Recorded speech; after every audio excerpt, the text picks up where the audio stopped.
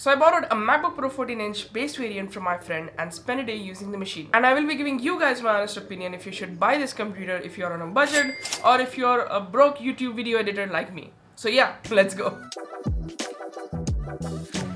Finally, Apple decided to stop making the MacBook thinner. The device is now a thick boy and it has all the ports you would need. I love that I don't need any dongles on the go. The machine is built like a tank and it feels like it can survive Linus's drop test.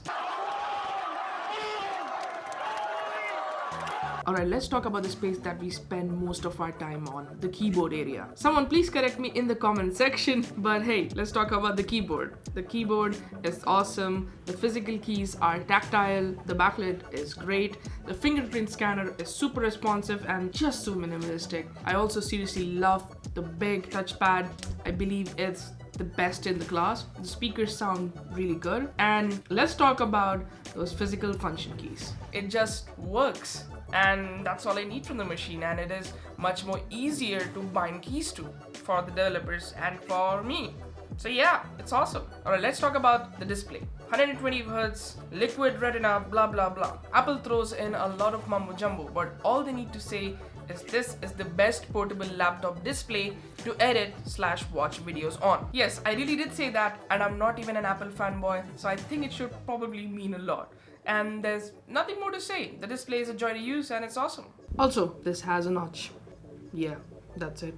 Let's talk about the part that we truly are here for, the performance. And I am so excited to talk about this. Oh sweet baby Jesus, this thing flies. Editing 4K H.265 footage with color grade and a shit ton of edits, this thing was keeping up to whatever I threw at it. Alright, here's the fun part, the numbers. So for my daily go-to software, that is Final Cut Pro, whilst editing a 2-minute 4K H.264 file, the machine completed it in 1 minute and 37 seconds.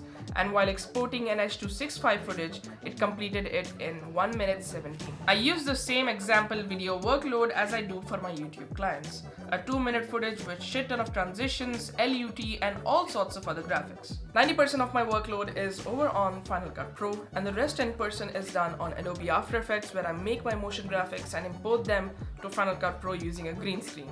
But if you are an Adobe Premiere user, here's the numbers for that. For a 2-minute 4K H.264 project, it takes 2 minutes and 4 seconds to render, and for a 2-minute 4K 60 FPS H.265 project, it takes around 5 minutes and 6 seconds to render, which I think is pretty decent considering that Adobe Creative Cloud fully integrated with the M1 lineup around 6 months ago, and it's already doing good on the MacBook Pro 14-inch with its new M1 Pro.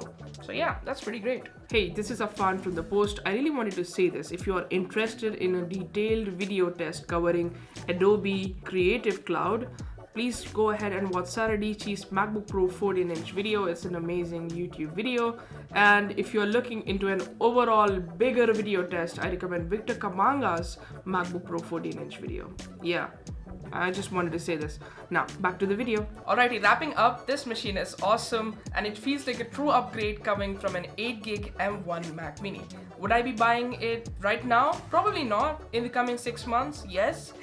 Would I recommend this to you if you are a professional YouTube video editor, if you are a content creator for YouTube or any other editing views? Yes, this is a worthwhile investment and it is worth all the money. With that said, see you soon in the next video. There are so many background noises going on that I'm really tired of recording this video.